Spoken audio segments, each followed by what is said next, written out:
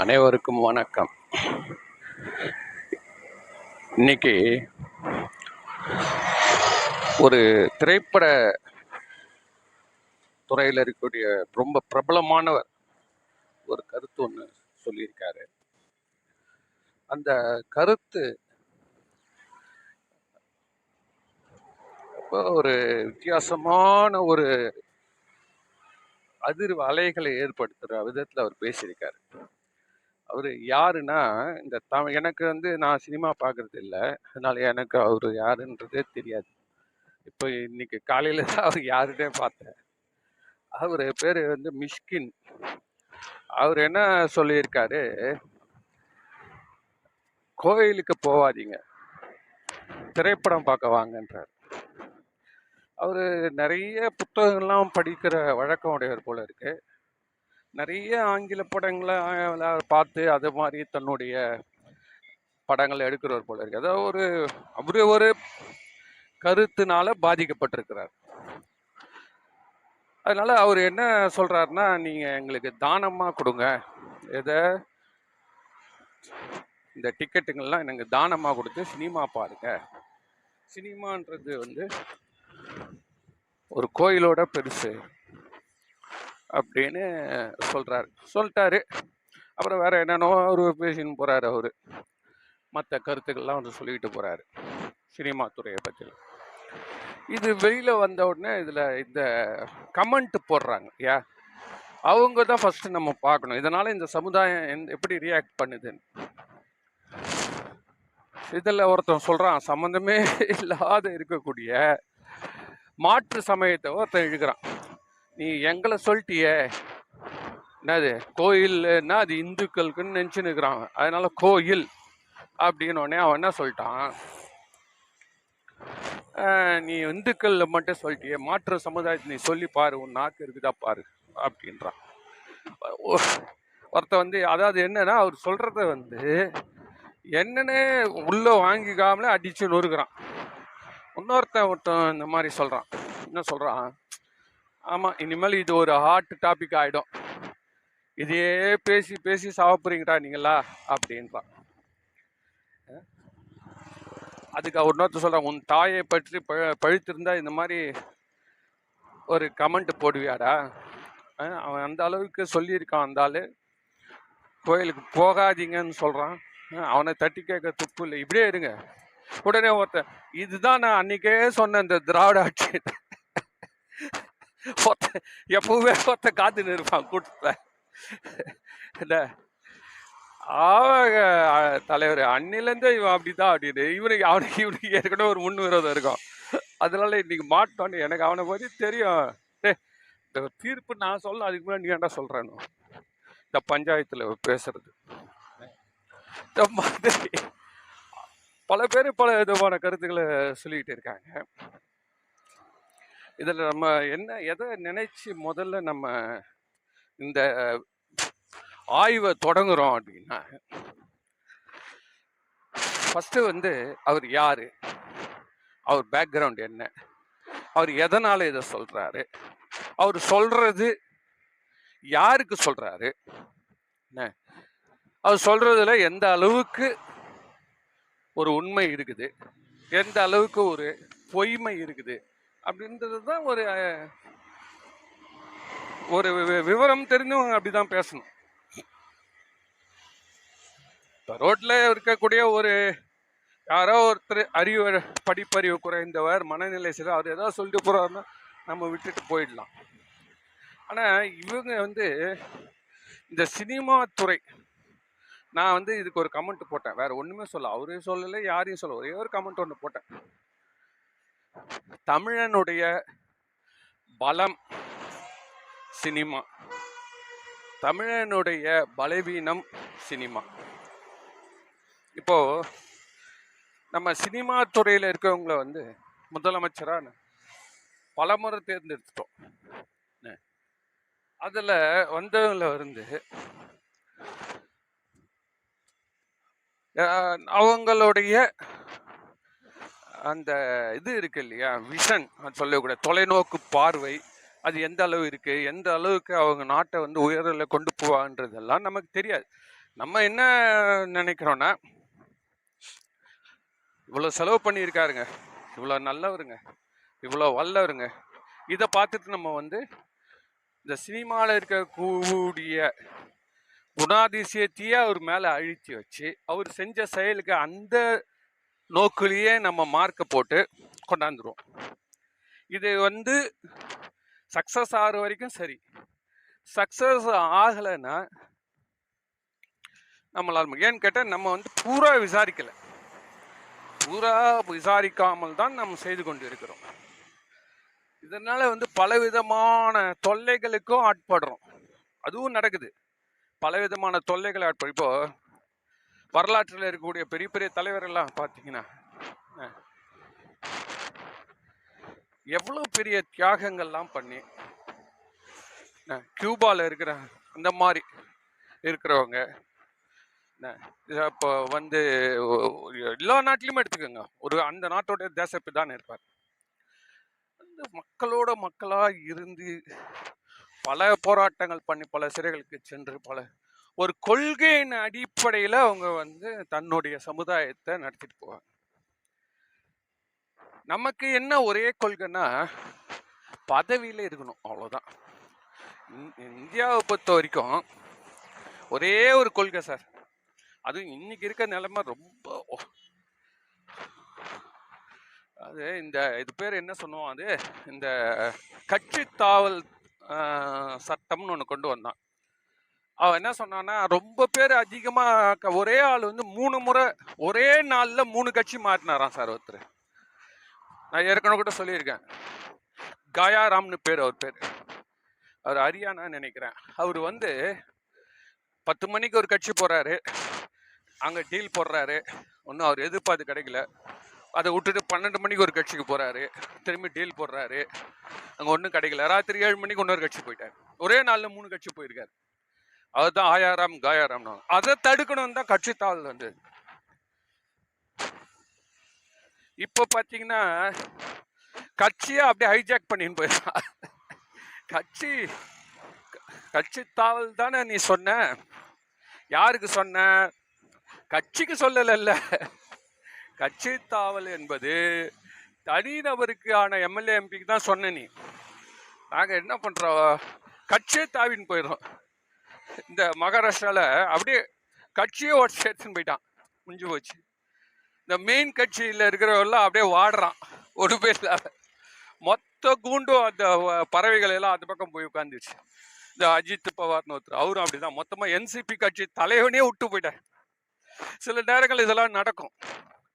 அதனால இது வந்து நம்மளுடைய அரசியல் இந்த நிலையில இருக்கிறதால இது யாருன்னா, அவரவர்கள் வந்து கொள்கைக்காக தன் தலைவர்களை தேர்ந்தெடுக்காம தங்களுடைய சௌகரியத்துக்காக, நம்மளை இவர் வந்தாதான் நம்ம சம்பாதிக்க முடியும், இவர் வந்தாதான் நம்மளுக்கு பவர் கிடைக்கும், இவர் வந்தாதான் நமக்கு சலுகைகள் கிடைக்கும், இப்படி ஒரு குரூப்பா வந்ததால என்ன நடக்குதுன்னா நாட்டின் வளர்ச்சி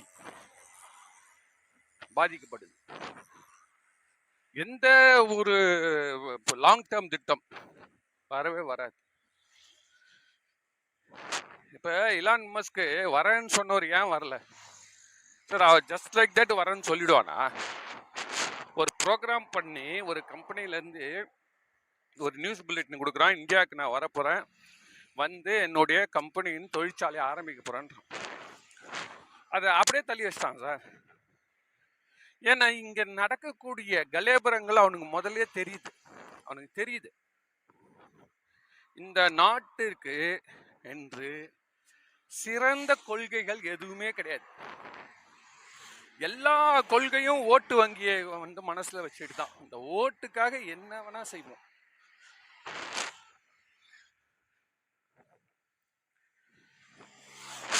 அப்போ என்ன ஆகுது கேட்டீங்கன்னா, திருடர்கள் எல்லாரையும் கூட நான் திறந்து விட்டுருவோன்றான். திருடர்கள் கொலைகார திருடர்கள் எல்லாரையும் கூட நாங்க. அப்ப கொள்கை என்ன? ஒரு மனிதன்றவன் பதவியில இருக்கணும்ன்றது முக்கியமா, மற்றவங்களுக்காக உழைக்க? சார் அரசியல் என்ன சார்? ஆபீஸ் போறவனால அரசியல் பண்ண முடியுமா? இல்ல தொழில் பண்றாரு அவங்களால முடியுமா? விவசாயி காலையில போயிட்டு விவசாயம் பண்ணா அவனால போயிட்டு ஊர் ஊரா சுத்தி எல்லாருக்கும் ஒரு உதவி பண்ணி ஒரு கொள்கைக்காக போராட முடியுமா? மாட்டுக்கு இங்க தண்ணி வச்சாகணும், ஆட்டுக்கு இடத்த சுத்தம் பண்ணி கொடுக்கணும், அதை ஓட்டின்னு போனோம். எவ்வளோ வேலை இருக்கு, எவ்வளோ வேலை இருக்கு. அப்போ சில பேர் தான் வராங்க. அவன் வரவன் எதனால வரணும்னா கொள்கைகளால் ஈர்க்கப்பட்டு வருவதற்கு தான் சிறந்த நாடு என்று கருதப்படும். கொள்கை இருக்கணும், அந்த நாட்டுக்குன்னு ஒரு கொள்கை. இந்த பிரின்சிபல் ஈக்குவாலிட்டி, சமத்துவம், மக்களாட்சி, சுதந்திரம், இதெல்லாம் மனிதனுக்கு இயல்பானது. மனுஷன் குரங்குல இருந்து வந்தான் சார், இங்க அங்கேயும் தான் குரங்கு தாவிட்டு இருக்கும். மனிதன் என்பவன் இப்படித்தான் இருப்பான். ஆனால் அந்த குரங்கு கூட்டத்தை வழி நடத்துறதுக்கு ஒரு குரங்கு இருக்கும், பெரிய குரங்கு. அது மாதிரியாக மனிதர்களை வழி நடத்துவதற்கு சின்ன சின்ன பிரச்சனை இருந்தாலும் கொள்கைன்னு ஒண்ணு இருக்கணும். அந்த கொள்கையும் சுதந்திரத்தின் அடிப்படையில் இருக்கணும். இப்போ கொஞ்ச நேரம் முன்னாடி ஒரு ஆர்டிக்கல் படிச்சிருந்தேன். ஆஸ்திரேலியாவில் அவங்க ஒரு சட்டம், அவங்களுடைய சட்டம் எப்படி இருக்குன்னு சொல்றான். இந்த மாதிரி எல்லாருக்கும் சமத்துவம் கொடுக்கணும், எல்லா ரிலீஜனும் யார் வேணாலும் அதை பத்தி தெரிஞ்சுக்கலாம், படிக்கலாம், அதை பத்தி பேசலாம், அதை பத்தி உணர்த்தலாம், எல்லாம் செய்யலாம், எல்லாருக்கும் எல்லாம் சுதந்திரமா இருக்கலாம். அப்படியா? அப்போ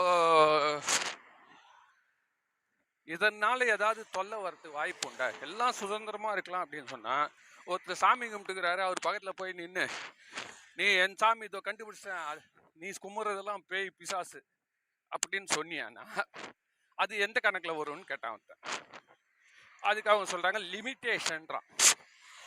எல்லாத்துக்குமே ஒரு வரைமுறை இருக்குது, இது வரைக்கும் தான் செய்ய முடியும். என்ன வரைமுறை அப்படின்னு கேட்டா, நாட்டின் சட்ட திட்டம் தான் முதல்ல வரும். ரெண்டாவது, தனி மனிதனுடைய சுதந்திரத்துக்கு எந்த பங்கமும் இருக்கக்கூடாது. நீ சாமி கும்பிடு, ஆனா இன்னொரு தனி மனிதனுக்கு அவருடைய சுதந்திரத்துக்கு எந்த ஒரு பங்கமும் வரக்கூடாது. இந்த தெரு வழியா நீ கத்தினே போற வச்சுக்கோ, அவன் அங்க ஏற்கனவே பெர்மிஷன் வாங்கிட்டு உட்காந்து திடீர்னு நீ கத்த முடியாது. புரியுதா? ஸோ அது மாதிரி இந்த ரோடுல தான் போகணும் ஊர்வலம். இந்த ரோட்ல போறப்ப இப்படிதான் நடந்துக்கணும். யாருக்கும் நீ அதிகம் சவுண்ட் எழுப்பக்கூடாது. நீ உன்னுடையது பொறுமையாக நீங்க உங்களுக்கு தேவையானதை நீங்க வழிபட்டு கொண்டு செல்லலாம்னா, பெரிய பெரிய மோளம் தாளம் எடுத்துட்டு காதுல ஊதி அவன் மேல கல் அடிச்சு இதெல்லாம் நடக்குது. இதெல்லாம் எல்லாமே காரணம் அவர் என்ன சொல்றான்னா, வரலாற்றுல அரசியலுக்காக பண்றதா சார். உண்மையான பக்திக்காக பண்றவன் சைலண்டா இருப்பான். எங்கே ஆரவாரமும் தற்பெருமையும் தற்பெருமை பேசிட்டே இருக்கிறது. மற்றவங்கிட்ட போயிட்டு எங்களுக்கு தெரியுமா ஒரே கடவுள், நீங்களா எத்தனை கும்புறீங்கடா? ஒரு கடவுளாகட்டும் 1000 கடவுளாகட்டும், யாருக்கு பலன் கிடைக்குது அதை சொல்லு. உனக்கு பலன் கிடைக்குதா? இல்லையே. ஏதோ நான் ஒட்டகத்தை மேய்ச்சின்னு தான் ஓடின்னு இருக்கிறான். பணக்காரன் தான் ஏழை. அப்போ என்ன, உனக்கு உன் துன்பங்கள் நீங்குச்சா? உனக்கு மன அமைதி கிடைச்சதா? உன் குடும்பத்தில் இருக்கவங்க எல்லாம், உன்னை நம்பி வாழ்றவங்க எல்லாம் உன்னால காப்பாற்ற முடியுதா? இல்லை கைவிட்டு ஓடி போறியா? சரி, இதெல்லாம் நம்ம நினைச்சு பாக்குறப்ப சார், மதம் என்பது நம்மளால ஆன்மீகம் என்பது அதோடைய பவர் சொல்லவே முடியாது. அதோடைய நல்ல விதமான பவர் இருக்கே, அது மனது சம்பந்தப்பட்டது. மிகப்பெரும் ஆயுதத்தை டீல் பண்ணுது. இந்த ஜோதிகா சொன்னாங்க பாருங்க, ஆஸ்பத்திரி கட்டிருக்கணும், கோயில் கட்டிடக்கூடாது. அதுதான் நுனிப்புல் மேய்ந்துட்டு பேசுறதுன்னு அர்த்தம். நுனிய மேல இருக்கிற புல்ல மட்டும், கரும்பு சார், மேல இருக்க கரும்பு உப்பு கறிக்கும், அடி கரும்பு இனிக்கும். நீ மேல இருக்க கரும்பு சாப்பிட்டு பார்த்துட்டு இந்த கரும்பே ஒரே உப்புங்க அப்படின்னு சொன்னா யாருக்கு நஷ்டம்? இந்த கோயில்கள் என்பது மனம் என்கிற மிக பெரும் ஒரு உறுப்பு. அந்த மனன்ற உறுப்பு மட்டும் நம்மளுக்கு சரியா டீல் பண்ண தெரிஞ்சா நம்ம தான் தலைவன், நம்ம தான் ஞானி, நாம தான் எல்லாம். ஔவையார் சொன்னாங்கன்னா தமிழ் அன்னைக்கே சொல்லிட்டு போயிட்டாங்க சார். தமிழன்ற உண்மையிலே அறிவாளி. ஒரு காலத்துல இந்த மனம் அது செம்மையானால் மந்திரம் ஜபிக்க வேண்டாம், அதுல முடிஞ்சு போச்சு சார். ஆன்மீகம்னா இவ்வளவுதான். நீ அவங்க சொல்றது வந்து பிசிக்கல் லைன்ல ஜோதிகா சொல்றாங்க, எலும்பு முறிஞ்சுது, ஆப்ரேஷன் பண்றோம், இதெல்லாம் வந்து வெளியில வரக்கூடிய நோய், அதுக்கு பரிகாரம் வந்து. ஆனா மனநோய்க்கு மனக்கவலைக்கு மருந்தே கிடையாது. திருவள்ளுவர் எவ்வளவு அழகா சொல்றாரு, அறவாழி அந்தணன் தாள் சேர்ந்தார்கல்லால் மனக்கவலை மாற்றல் அரிது. மனக்கவலை மாற்றல் அரிதுன்ட்டார் சார். நீ வந்து கோயில் வந்து வழிபடாமல் இறைவனை வணங்குவதற்காக ஏற்படுத்தப்பட்ட மிக மிக உன்னதமான தத்துவம் வந்து இந்து கோயில் அமைப்பு. மற்றதெல்லாம் வந்து எல்லாருக்குமே பலன் தருது. எப்படி கேட்டிங்கன்னா, நம்ம எல்லாமே ஏர்போர்ட் தான், பிளைன். நம்ம இங்கே மீனம்பாக்கத்துலேயும் ஏர்போர்ட் தான், டெல்லியிலையும் ஏர்போர்ட் தான், லண்டனில் ஹீத்ரோ அதுவும் ஏர்போர்ட் தான், டோக்கியோவும் ஏர்போர்ட் தான். எல்லாமே விமானம் ஏறி விமானம் பறக்கிற ஏர்போர்ட். அதில் இருக்கக்கூடிய அந்த நுண்ணிய அமைப்புகள் 2 நிமிஷத்துக்கு ஒரு பிளேன் இறக்கி ஏற்ற முடியுமா உன்னால? அவன் பண்றானா 2 நிமிஷத்துக்கு ஒரு பிளேன். அவ அந்த ரன்வேல அவ இறங்கினே இருந்துனே இருப்பான். அவன் பின்னாடி பார்த்தீங்கன்னா 2 நிமிஷத்துல இன்னொரு பிளேன் வந்துன்னு இருக்கும். இவன் இறங்கி ஒதுங்கணுன்னே அவன் வரணும், இல்லை இங்க இருக்கிறவன் போகணும். அந்த மாதிரி எத்தனை ஆயிரம் பிளேன் வந்து டீல் பண்றான் சார். அவனுடைய கெப்பாசிட்டி என்ன? அது மாதிரி எவ்வளவு விதமான பிரச்சனைகள் வந்தாலும் அது எப்படின்னா, சிம்பிளா சொல்லிடுறேனே, கோயில்ல போனவொடனே எந்த கோயிலையாவது போன உடனே நின்னோடனே மலைக்கணும் சார். அப்படியே மனசு வந்து பெரிய விஷயத்த பார்த்தோடனே மலைக்கணும். அப்போதான் அது வந்து ஃபர்ஸ்ட் வந்து மனம் தான் வச்சிருக்கிற அந்த சின்ன பிரச்சனையை பிடிச்சி நசுக்கி, நம்மளுக்கு புண்ணு வந்தா சொஞ்சு ரத்தம் வருது, அந்த மாதிரி பிடிச்சின்னு இருக்கும். நம்ம டக்குன்னு இப்படி திரும்பி பாடுறா, ரோட்ல யானை போதுறான்னு ஒரு நிமிஷம் இப்படி பாக்குறோம்ல, அது மாதிரி இந்த பெரிய கோபுரம். ஆமாங்க, பெரிய கோபுரம். ஏன் போய் பாருங்க சார், இட்டாலியில போய் பாருங்க, ரோம்ல போய் பாருங்க, யூரோப்ல பாருங்க, ஒரு சர்ச்சும் எப்படி இருக்குதுன்னு. ரைட், நீங்களும் பெருசு வச்சிருக்கீங்க, நாங்களும் பெருசு வச்சிருக்கோம், அவங்களும் பெருசு வச்சிருக்காங்க. எல்லாரும் அந்த பாயிண்ட்ல எல்லாரும் ஈக்குவலா தான் வரும். 2வது, தீபம் உண்டா? சுவாமியை பார்க்கறதுக்கு தீபம். கண்ணுக்கு வேலை உண்டா? எல்லாத்துலயும் இல்லைங்க. காதுக்கு அந்த நேரத்துல மணி சத்தம் எல்லாத்துலயும் உண்டா? எல்லாத்துலயும் இல்லைங்க. எல்லாத்துக்குமே வாசம் போடுறாங்களா?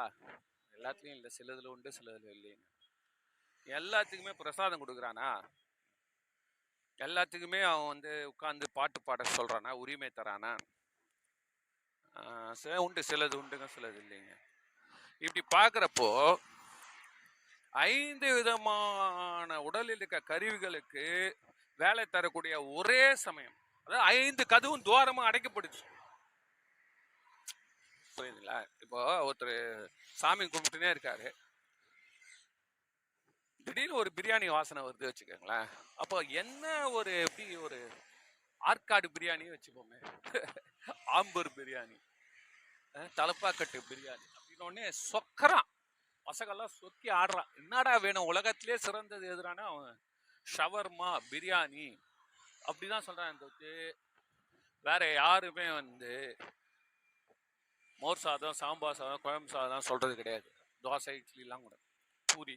எதுக்காக இதை சொல்றோம்னா, அப்படி அந்த வாசனைகள் வெளியிலிருந்து வந்துவிடக்கூடாது என்பதற்காகவே முதல்ல என்ன பண்றான்னா, சுகந்தமான வாசமுடைய ஊதுவத்தியை சுத்தி வைக்கிறான். ஃபர்ஸ்ட் சாம்பிராணி வைக்க போறான்.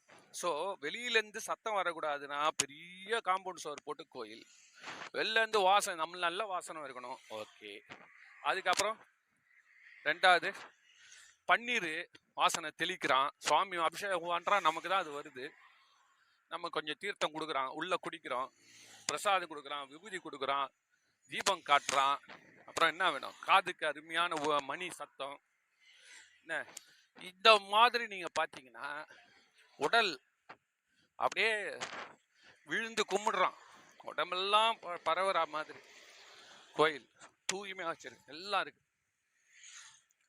அப்படி ஸ்கிரீனை திறக்கிறப்போ ஒரு செகண்ட், ஒரு க்ஷணம் இந்த ஐந்துமே வந்து அவர்களுக்கு காட்சி வரணும். எப்படி வரணும்னு பார்த்தீங்கன்னா, அந்த ஸ்கிரீனை திறந்த உடனே அங்கே ஒரு உருவம் இருக்கணும், கான்சன்ட்ரேட் பண்ணணும். அந்த உருவத்துக்கு மேலே ஒரு தீபம், கண்ணுக்கு, காதுக்கு மந்திரங்கள், மூக்குக்கு இந்த வாசனை, வாயில் நல்ல பாட்டுக்கள், அல்லது பிரசாதம் சாப்பிட்றது, அதுக்கப்புறமா வந்து கொடுக்க துளசியோ இல்லை வந்து மிளகு சாதமோ ஏதோ ஒன்று கொடுக்க. நினச்சி பாருங்களேன், ஒரு 5 நிமிஷம் நீங்கள் கோயில் உள்ள போயிட்டு வந்தீங்கன்னா உன்னுடைய 5 கறியுமே கிளீன் பண்ணி அனுப்பிச்சிடறான் சார். பழசுலேருந்து பழைய துன்பம் உனக்கு இருக்காது சார். இந்த தத்துவத்தின் அடிப்படையை வந்து நிறைவேற்றதுக்கு அவ்வளோ ஈஸி கிடையாது. நம்ம சொல்லிடுறோம் ஒரு ஈஸின்னு, ஈஸி கிடையாது. விளையாட்டா? சர்ச்சில் கூட மணி அடிக்கிறதுன்னு ஒருத்தர் வச்சிருப்பார் சார். வாழ்நாள் பூரா மணி அடிச்சு அவர் வாழ்க்கை ரிட்டையர் ஆயிடுவார். நம்ம பார்க்குறோம்ல, அவர் ரொம்ப ஏழ்மையானாருங்க, சர்ச்சில் மணி அடிக்கிற வேலை செஞ்சாலும் கதைகள்லாம் வரும். என்ன அந்த ஒரு போஸ்ட் அங்கே இருக்கணும். அது வந்து நேரத்தை குறிக்கிறாரு, இந்த நேரத்தில் பூஜை நடக்க போகுது. ஆனால் சுவாமியை பார்த்தோன்னே மணி அடிக்குதுல்ல, நம்மளோட திறந்தோடனே டக்குன்னு தூக்கம், 5 வேலையை டக்குன்னு முடிச்சு. இது அப்படியே பெரிய புராணத்தில் வருது சார். பெரிய புராணத்தில் சுந்தரர் யாருன்னு தெரியாதெல்லாம் அப்புறம் பேசுவோம். பெரிய புராணம்னே தெரியாதவனா கூட கவலைப்படாது, கதையை மட்டும் கேட்டுக்கங்க. சிதம்பரத்தில் நடராஜா பெருமான் நடனம் ஆடக்கூடிய ஒரு விக்கிரகம் வச்சிருக்காங்க சார். இவ்வளவுதான் சார். அதோடைய கருத்து தத்துவம்லாம் நம்ம போகணும். அந்த இடத்துக்கு முதல்ல 15 வயசு பையன் போறாரு வச்சுக்கோமே. இப்போ கூட நீங்க போய் பாருங்க, டக்குன்னு அப்படி ஸ்கிரீனை திறந்த உடனே பெரிய ஒரு 100 விளக்கு தீபம் எரியக்கூடிய அந்த பெரிய ஒரு விளக்கு அடுக்கு, விளக்குடைய அடுக்கு, அதை அப்படியே தூக்கி காட்டுவாங்க. மூலஸ்தானம் எப்பவுமே இருட்டில் இருக்கும். எந்த கோயிலையும் மூலஸ்தானம், ஆகம கோயில் இப்பதான் எல்லாம் மாறி போச்சு, இருட்டில் தான் இருக்கணும், எண்ணெய் தீபம் தான் எரியணும். அந்த நேரத்தில் தான் நீ பார்க்கணும், தீபாராதனை நேரத்தில் தான் நீ அதை அனுபவிக்கணும். மற்ற நேரத்தில் நீ வழிபாடு பண்ணலாம், இறைவனை புகழலாம், எல்லாம் செய்யலாம். ஆனால் சொல்லக்கூடாது. இருப்பினும் அந்த தீபாராதனையில கலந்துக்கிறப்போ இந்த பக்கம் மேல தாளம், விதவிதமான கருவிகள் சார், இசைக்கருவிகள், விதவிதமான இசைக்கருவிகள், யாழ்ன்றான், முழவுன்றான், உடல்ன்றான். இப்ப புதுசா பூதகணங்கள்லாம் வந்திருக்கு.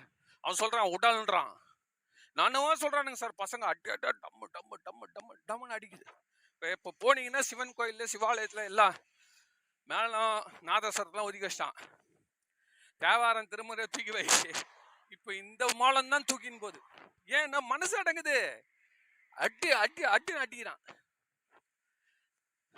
அடிக்கிறதால என்னன்னா, உள்ள இருந்தும் கஷ்டம் வெளில வரக்கூடாது, வெளியில இருந்த கஷ்டம் உள்ள போக கூடாது. அப்படியே ஸ்டாண்ட் ஸ்டில் அடிக்கிறான். ஜனங்க என்ன பண்ணுதுங்க, அவனை சூழ்ந்து நின்னுக்குதுங்க. சாமி கும்பத்து கூட விட்டுட்டுங்க. அவன் கூட சிவபூதகணம் என்பது மயானத்துல வாசிக்கக்கூடிய சிவபெருமான் நடனக்கூடிய இசை. அது வந்து இப்ப நம்ம எல்லாம் பெருசா கொண்டாட ஆரம்பிச்சிட்டாங்க. ஏன்னா வேதனை, அவ்வளவு மனசுடைய சஞ்சலம், எவ்வளோ லைட்டா உன்னால மனம் இறைவனை உடனே குவிக்க முடியும், அவ்வளவு பெரிய லெவல்ல போறேன்னு அர்த்தம். அவரு சுந்தரர் போய் நிக்க, அப்படி ஸ்கிரீனை திறந்தா கண்ணு லைட்டு, காதுக்கு அந்த போய் அந்த மணி ஒண்ணு இருக்குதான், அது பிரிட்டிஷ்ல இருந்தா கொண்டாந்து இருக்கிறாங்க 150 வருஷம் முன்னாடி. சிதம்பரத்துல அது அடிச்சா 1.5 மைல் கேட்குமா, டங் டங் டங். அது அவன் தூண்ட அந்த சபையை சுத்தி இருக்கக்கூடிய சின்ன கோயில அதை அடிச்சா எப்படி இருக்கும்? பலவிதமான நாத ஓசைகள். அதுக்கப்புறம் என்ன, சாம்பிராணி வத்தி தீபாராதனை பக்கத்தில் இருக்கக்கூடிய இந்த விபூதி, அந்த விபூதியோடைய அருமையான ஒரு இனிய வாசம், கையில மலர்கள்லாம் மலர் மலர் வழிபாடு எத்தனை பேர் சார் பண்றீங்க? எந்த மதத்துல சார் இருக்கு இவ்வளவு மலர் வழிபாடு? மலர் எப்படி கிள்ளணும், எப்படி கட்டணும், எப்படி வழிபாடு, அதுக்கே ஒரு ஆகமம் இருக்கு சார். மல்லிப்பூ காலையில போடக்கூடாது சார். நீங்க இதை போய் எந்த கோயிலாம் சொல்லி பாருங்க, ஐராண்ட ஓ போயா கம்முன்னு. இங்க நானே என் கை காசு போட்டு பண்ணின்னு இருக்கிறேன், அந்த ஆள் 2 மாசம் எனக்கு சம்பளம் கொடுக்கலன்னு. மல்லிப்பூ இரவுல போடணுமா, காலையில போறதுக்கு சில பூக்கள்லாம் இருக்குது. பெரிய ஒவ்வொரு ராஜாவும் ஒவ்வொரு சிற்பியை வச்சு செஞ்சிருக்கான் சார். அன்னைக்கு யூடியூப்ல அன்னைக்கு காட்டுறான், பேர் என்ன என்ன நல்ல ஊர் சார் அது, இந்த மாணிக்க வாசகர் போயிட்டு வழிபட்டது.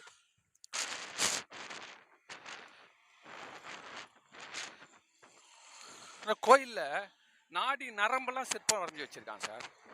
ஒரு மண்டபம் தரையிலே நிக்கல சார், தூண்கள்லாம் தரையிலே நிக்கல, தரைக்கு மேலே நிக்குது.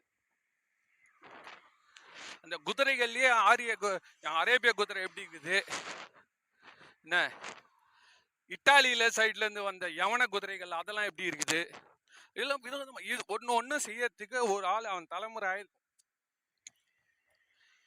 எதுக்காக செய்யறான்? ஜனங்க வந்த உடனே எப்பனாலும் வருவான் சினிமா. ஜனங்க சினிமா மாதிரி இல்ல, கரண்ட் இருக்கணும், ஏசி இருக்கணும், தியேட்டர்ல டிக்கெட் வாங்கணும். அப்பவும் நீ வந்த கஷ்டத்துக்கு நான் வந்து சொல்ல மாட்டேன். இப்போ ஒருத்தன் குழந்தைக்கு உடம்பு சரியில்லை சார், அவன் ரொம்ப வருத்தத்துல இருக்கான், அவனை போய் நீ சினிமா பாரு கோயிலுக்கு போவாதுன்னு சொன்ன, அங்க போனா ஒரு 2 ஜாதிகாரன் சண்டை போட்டுக்கிற சினிமா நீ பார்த்துட்டு வருவியா? உன் மனம் அடங்குமா? இவரு நம்ம மிஷ்கின்றது ஈஸியா சொல்லிட்டு போயிடாரு அவரு.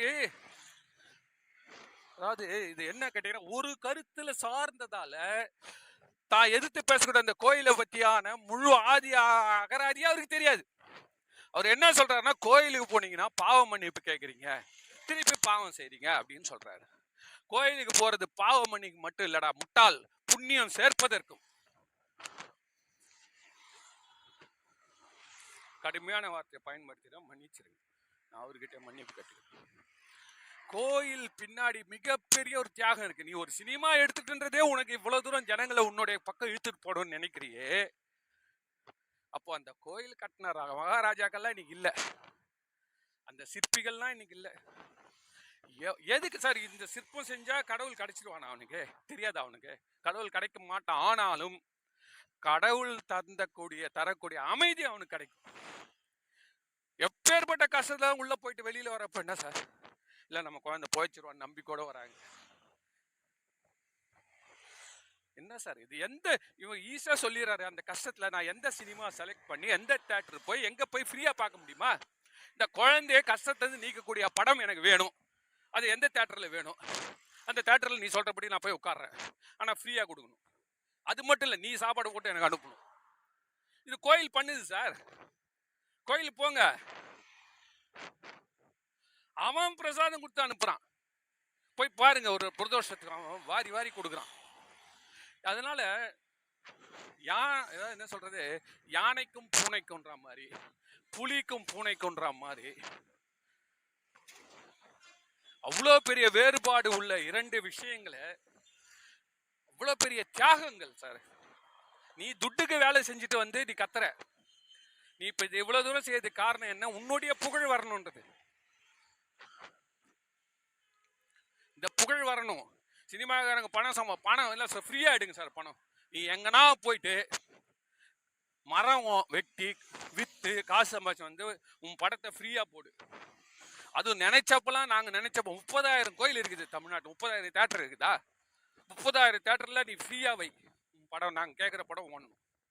நினைச்சோன்னா ஒரு கோயிலுக்குள்ள போறான் சார், சாமியை சுத்திட்டு வரான், யாராவது என்னடா எடுத்துன்னு வந்தேன்னு கேட்கறோமா? நீ டிக்கெட் இல்லைன்னா உள்ள விடுவாடா தியேட்டர்ல? ஒரே கழுவுறது கூட கிடையாது, அசுத்தம் வாய்ந்த தியேட்டர்.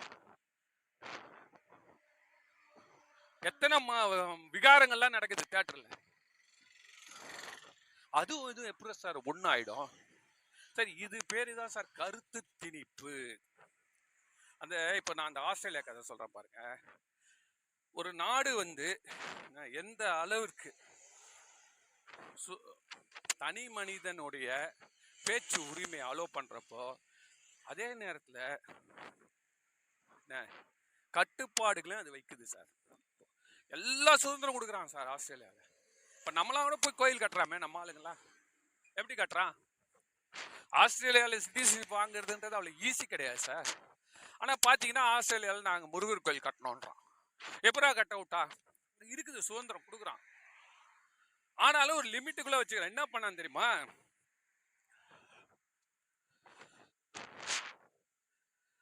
ஒரு சுரங்க பணியில வேலை செய்யறதுக்கு ஆளுங்கெல்லாம் செலக்ட் பண்றான் சார். அந்த ஆளுங்க எல்லாருமே ஹெல்மெட் போட்டு இருந்தா அந்த சுரங்கத்துள்ள போகணும். ஆனா ஒரே ஒருத்தர் மட்டும் சீக்கியர். அந்த சீக்கியர் சொல்றாரு, என்னுடைய தலைப்பாக என்னால் எடுக்க முடியாது, எனக்கு மட்டும் விலக்கு கொடுங்க, எது இருந்தாலும் நான் பொறுப்பு, எனக்கு நான் பொறுப்பு அப்படின்னு அவர் சொல்றாரு. இது கோர்ட்டு கேஸ் போகுது. என்னங்க, நம்மளுடைய அரசு என்ன சொல்லுது? எல்லாருக்கும் சமம், என்ன வேணா பிராக்டிஸ் பண்ணிக்கலாம். ஆனா மற்றவனுக்கு பாதிப்பு கிடையாது. இவர் என்ன சொல்றாரு? என்னால யாருக்கும் பாதிப்பு கிடையாது, என்ன இதை செய்ய விடுங்கன்றாரு. ஆனா சட்டம் என்ன சொல்லுது? எல்லாரும் தலையில ஹெல்மெட் போட்டு இருந்தா சுரங்க தோல்லையே இறங்கணும் அப்படின்னோடனே அங்க போன உடனே அந்த தீர்ப்பு என்ன சொல்லிட்டான்? கண்டிப்பா அவர் ஹெல்மெட் போட்டே தான் ஆகணும். ஏன்னு கேட்டா இது சட்டம், இது சட்டம், புரியுதா? நீ சட்டத்தை வளைக்க பார்க்காதே. உன்னுடைய திட்டத்தில் நாங்கள் வரவில்லை, எங்களுடைய திட்டத்தில் தான் நீ வர. இதெல்லாம் புரிஞ்சுக்கணும் சார், இதெல்லாம் புரிஞ்சுக்கணும். இப்போ நம்மளும் கூட பாக்குற நிறைய பேர் இந்த சபரிமலைக்கு போறேன்னு தாடி விட்டுன்னு போலீஸ்ல வேலை செய்யறான். தாடி விடாதீங்க, ஷேவ் பண்ணுங்க, பரவாயில்ல. நம்ம மனசுல நம்ம தெய்வம் இருக்காங்க சார். நம்ம மனசுல அவன் சட்டம் என்ன சொல்லுதோ அந்த சட்டத்துல நம்ம போயிடணும். Be a Roman when in Rome, அவ்வளவுதான், நம்மளுக்கு தேவையில்லை. ஏன்னு கேட்டால் உன் சட்ட திட்டத்துப்படி நான் நடந்துக்கிறேன்னு கையெழுத்து போட்டு அந்த வேலைக்கு நம்ம போறோம். இல்லைன்னா நம்ம அந்த வேலைக்கு போயிடக்கூடாது. நம்ம கையெழுத்து என்ன போடுறோம்? இதுக்கு இந்த அரசாங்கத்துக்கும் இந்த சட்டத்துக்கும் கையை நான் கீழ்ப்படிந்து நடக்கிறேன். அதுல என்ன சொல்றான்? டெய்லி சேவ் பண்ணணும், ஷூ பாலிஷ் பண்ணி போட்டுக்கணும், இதெல்லாம் சொல்றான் இல்லையே. இதெல்லாம் நீ செய்தால்தான் முதல்ல ஒரு போலீஸ்காரனுக்குடைய தோரணை ரொம்ப முக்கியம், புரியுதா? சோ இது நம்ம ஒரு சட்டம் இல்ல. அதனால இப்ப எப்படி கேட்டீங்கன்னா, ஒவ்வொருத்தருக்கும் அவர்களுடைய மதத்தை பற்றி, அவருடைய மதம் இல்லாததை பற்றி சொல்வதற்கு கருத்து இருக்குது.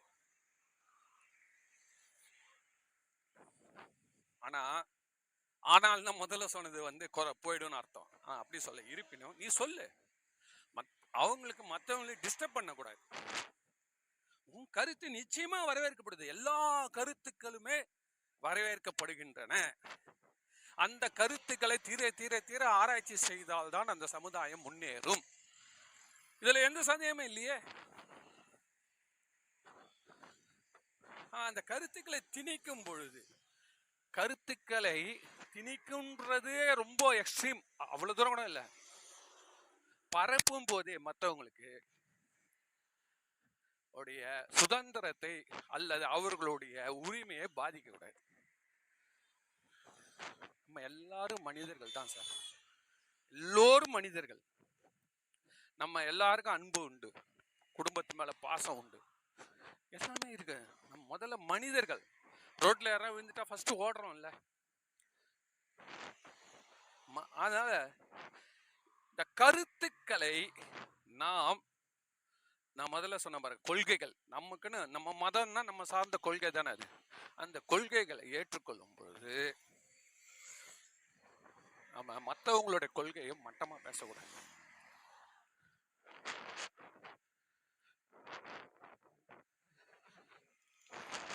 ஒரேடியா ஸ்வீப்பிங்கா தள்ளக்கூடாது. ஐயா நீ சொல்லலாம், எங்களது இந்த விதத்துல உயர்வா இருக்கு, உங்கள இந்த இடத்துல கம்மியா இருக்கு, இப்படி சொல்லலாம். உன் கருத்து நீ சொல்லு, நீ பதிவு பண்ணு, வெப்சைட்ல பதிவு பண்ணு, நான் வேணான்னு சொல்ல. உன்னுடைய கருத்து எக்ஸ்பிரஷன் தப்பு கிடையாது. நம்மளுடைய கான்ஸ்டியூஷன்ல ஒரு பெரிய தப்பு என்ன பண்ணியிருக்காங்கன்னா, நீ ப்ரொபகேட்டும் பண்ணலான்னு சொல்லியிருக்கான். யார் வேணா எங்க வேணா போய் அவங்க மதத்தை பத்தி பரப்பலாம். அப்படி சொல்றப்போ அவர்கள் மற்றவர்களுக்கு எந்த இடையூறும் தரக்கூடாதுன்னு சொல்லல. அது ரொம்ப கிளவரா அந்த வார்த்தையை விட்டாங்க. இப்போ அதில் தான் இவ்வளவு பிரச்சனை வருது. ஏன் விட்டாங்கன்னா, அது பொது அமைதிக்கு குந்தகம் விளைவிக்கிற சட்டத்துல வருமா. அது எப்படி கேட்டீங்கன்னா, தும்பு விட்டு வாழை பிடிக்கிற கதை. இப்போ நம்ம எப்படி போக்சோக்குன்னு தனியா ஒரு சட்டம், எல்லாத்துக்கும் தீவிரவாதிகளுக்குன்னு தனியா ஒரு சட்டம், அந்த சட்டத்துல படி அதுல மாட்டணும், அவன் தான் தன்னை தானே நிரபராதின்னு நிரூபிக்கணும். அவன்கிட்ட போய் இந்த போலீஸ் இன்ஸ்பெக்டர் போய் ஃபைல்லாம் எடுத்து போய் ப்ரூவ் பண்ணி இருக்க முடியாது. அது மாதிரி இந்த மதம்ன்றது மிக மிக சென்சிட்டிவான, ரொம்ப ஒரு என்ன சொல்ற நுட்பமான விஷயம். அதுக்கு தனி சட்டம் கண்டிப்பா இருக்கணும். அது இல்ல. இப்ப அதனால நான் ட்ரெயின்ல ஏறி ஒருத்தர் ஓடு கத்துறாரு, எல்லாம் தூக்கி நிற்கிறான், எழுந்து உட்காந்துறான். இது மாதிரி வெளிநாடுகள்ல போய் பண்ண முடியுமா? பண்ண மாட்டாங்க. அதனால என்ன ஆகுது கேட்டீங்கன்னா, வெறுப்பு உணர்ச்சி தான் அதிகமாகும். சப்போஸ் பொறுத்துன்னு போறான் பாருங்க, அவன் தான் அதிகமா பின்னாடி போயிட்டு வெறுப்பு பண்ணுவான். அப்பவே சண்டை போட்டா கூட பிரச்சனை இல்லை, அப்பவே முடிஞ்சிடும். வாய மூடின்னு இருக்கான் ஒரு சமுதாயம் நினைச்சு நம்ம எதுவும் பண்ணக்கூடாது சார், வச்சு செஞ்சிடும் ஜனங்க. அப்புறம்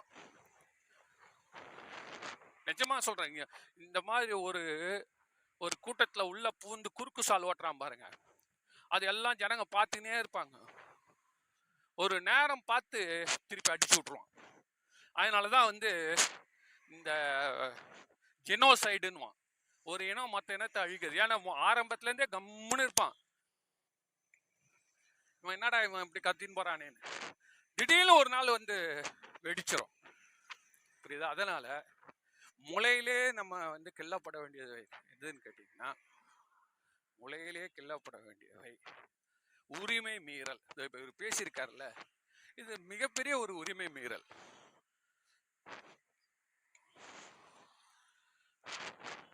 அவருடைய மனசுல அந்த கருத்து அவருக்கு தோணுதுன்னா, தன்னே இருக்கக்கூடிய தன்னை மாதிரியே இவர் ஒரு 1000 புக்கு படிச்சிருப்பாரு வச்சுப்போம், அந்த மாதிரி படிச்சு வரவங்களுக்கு அவர் சொல்லலாம்.